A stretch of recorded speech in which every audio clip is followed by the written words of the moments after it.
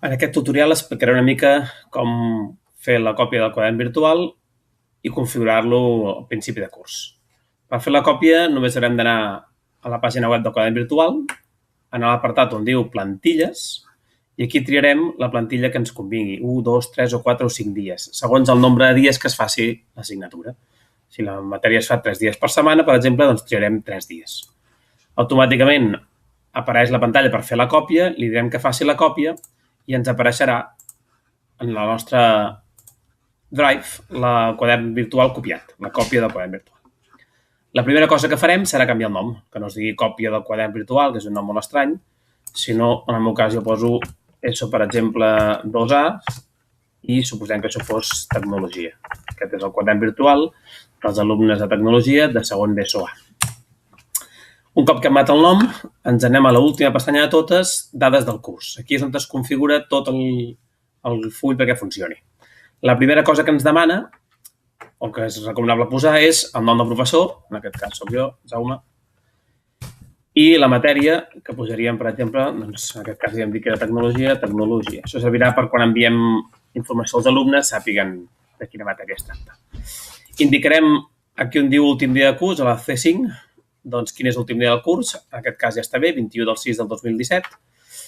Indicarem també quins dies de la setmana es fa. Hem dit que eren 3 dies, podia ser dimarts, dimecres, dijous, dilluns, dijous, divendres. En aquest cas vaig a posar dimarts, dimecres i dijous, per tant el primer dia seria dimarts, que és un 2, dilluns és 1, dimarts 2, dimecres seria un 3 i dijous seria un 4. Doncs aquesta matèria la farem 2, 3 i 4 dimarts, dimecres i dijous. Automàticament ell farà tots uns càlculs, fixeu-vos que està aquí recalculant coses, no passa res, el deixem que vagi fent i seguim configurant. Ens demana el primer dia de trimestre, en el cas del meu centre és el 12 de setembre, com a tots els centres de Catalunya. El segon trimestre, això s'ha de canviar segons cada centre, es podia canviar, i el tercer trimestre igual. En aquest cas, el nostre centre ha decidit aquestes dates, doncs ja no les canvio. M'indica el nombre de classes que faig en cada un dels trimestres, que això està molt bé. A partir dels 3 dies puc saber doncs, que el primer dia tindré 34 classes, el primer trimestre, el segon 34 més i el darrer tindré 40 classes. Tindré 6 classes més, 2 setmanes més.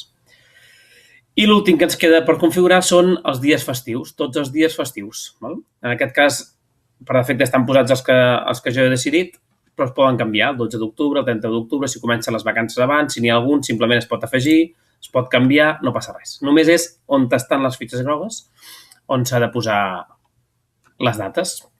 Un cop tinguem això, ja no cal fer res més i el full ja està configurat. Si ens anéssim, per exemple, al primer full de tots, que diu sessions, sense haver fet absolutament res més, fixeu-vos que les dates ja són dimarts, dimecres i dijous. I ens diu tots els dies de la setmana que farem classes i ens marca amb color blau aquells dies que hem marcat nosaltres que érem com a festius. Amb això ja tenim el configurat en quant a dates. En quant a alumnes, hauríem d'anar aquí on diu assistència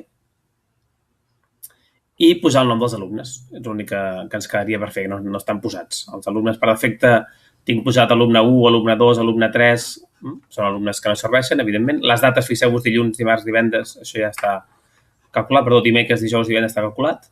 Dimarts, dimecres, dijous, dimarts, dimecres, dijous, dimarts, dimecres, dijous. I ens quedaria aquí canviar el nom dels alumnes, dels que tinguem, els que no, si en tenim menys de 40, doncs podem esborrar les files i ja està. Mai eliminem files ni columnes perquè llavors no ens funcionarà el full. És l'únic que no es pot fer en el quadern virtual. No es poden ni eliminar files ni eliminar columnes. Es poden esborrar els continguts, això sí. Posaríem aquí doncs,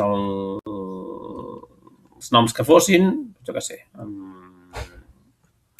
Baños Albert, per exemple.